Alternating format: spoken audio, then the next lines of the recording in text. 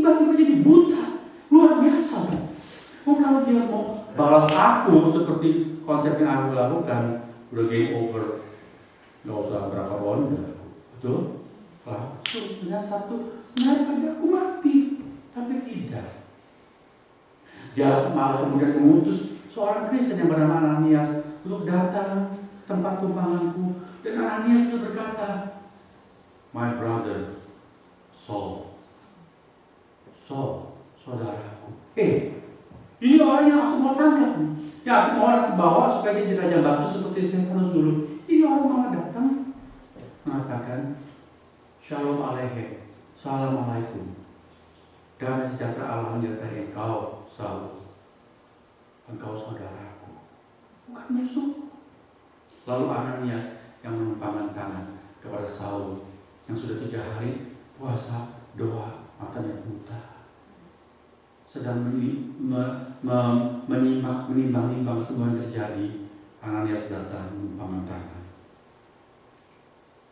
dan Paulus melihat lagi orang yang dia bilang musuh bebuyutan, aliran yang mesti aku habisi, memanggil Saul, my brother, dan memberkati Saul. Saya yakin pada waktu Saul langsung ingat firman-firman di dalam Perjanjian Lama. Allah nggak pernah bilang suruh benci musuh, gak ada. Kenapa aku ngerti begitu? Kalau juga bunyi ayat ini, kalau seteru mau lapar berilah dia roti, kalau dia haus berilah dia minum. Maka Paulus kemudian mengajar di dalam surat Roma yang menjadi berkat buat kita, supaya kita mawas diri.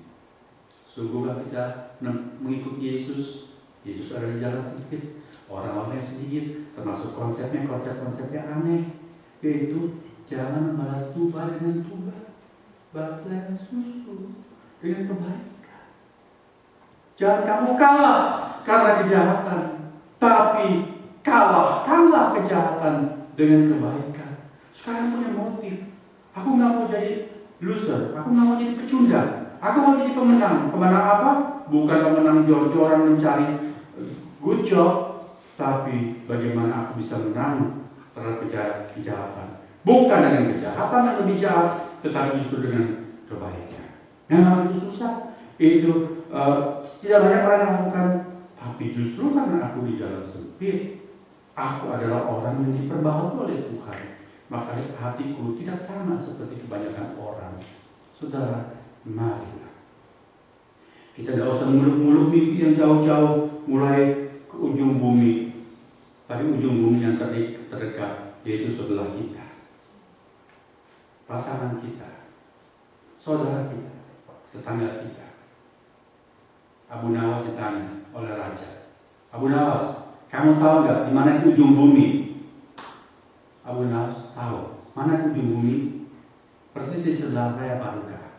Jadi kalau saya ke sana cari ujung bumi, kan bumi itu bundar mutar. Ya saya berangkat dari sini ke sana, ujung bumi itu di sebelah saya. Jadi nggak jauh-jauh. Kasihilah sesama yang terdekat.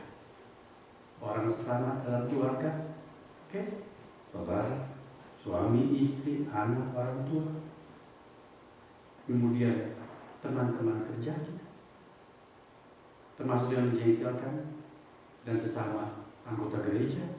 Terus makin lama, makin luas kita menjadi penyalur berkat, bukan penyimpan dan membalas dendam. Amin, saudara-saudara. Amin. Mari kita berdoa.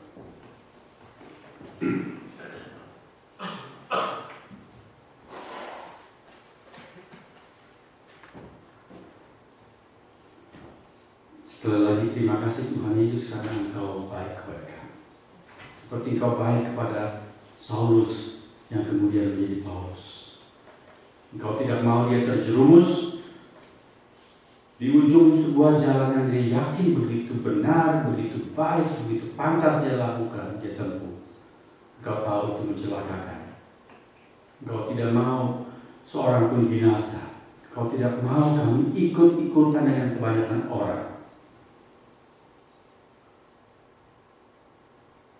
sebab Engkau mencintai kami.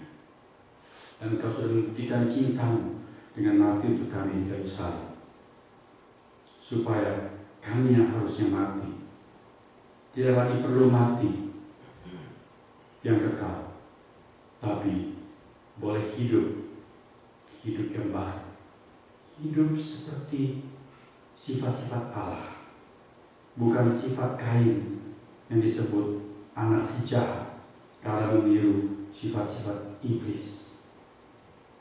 Di tengah zaman yang menjelang akhirnya ini, semakin banyak orang yang dingin kasihnya, yang telas hatinya, tidak berperasaan. Kami orang-orang terbusa, Tuhan ingatkan selalu, beri kekuatan yang dari Engkau sendiri, supaya kami menjadi penyalur berkat.